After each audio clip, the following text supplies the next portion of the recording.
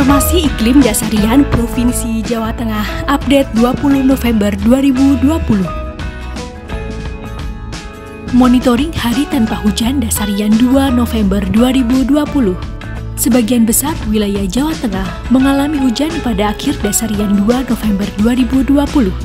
Wilayah yang mengalami hari tanpa hujan 1 hingga 5 hari berturut-turut atau dalam kriteria sangat pendek meliputi sebagian wilayah Kabupaten Cilacap, Grobogan, sebagian kecil wilayah Kabupaten Brebes, Tegal, Pemalang, Pekalongan, Banyumas, Purbalingga, Kebumen, Purworejo, Semarang, Demak, Kudus, Jepara, Pati, Rembang, Sragen, dan Wonogiri.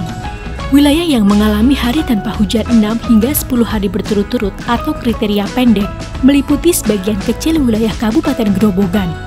Sedangkan sebagian kecil wilayah Kabupaten Wonogiri mengalami hari tanpa hujan dengan kriteria menengah atau 11 hingga 20 hari tanpa hujan. Analisis curah hujan dasarian 2 November 2020.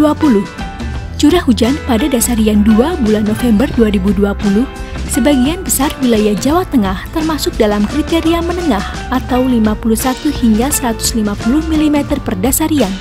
Sebagian besar Kabupaten Wonogiri, Jepara, Magelang, sebagian kecil Kota Semarang, Kabupaten Brebes, Tegal, Pemalang, Pekalongan, Batang, Kendal, Demak, Kudus, Pati, Rembang, Blora, Grobogan, Sragen, Karanganyar, Sukoharjo, Temanggung, Wonosobo, Purworejo, curah hujannya berada dalam kriteria rendah atau 11 hingga 50 mm per dasarian.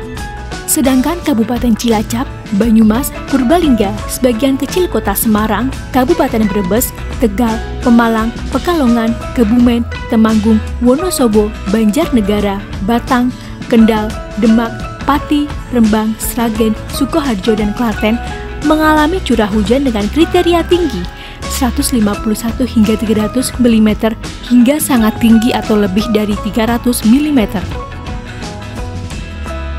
Perakiraan probabilistik curah hujan dasarian 3 November 2020. Peluang curah hujan menengah 51 hingga 150 mm, lebih dari 70% berpeluang terjadi di sebagian besar wilayah Jawa Tengah. Sedangkan di wilayah Kabupaten Batang, Kendal, Temanggung, dan Wonosobo, serta sebagian kecil Kabupaten Banjarnegara dan Magelang, berpeluang curah hujan tinggi 151 hingga 300 mm, antara 60 hingga 80%.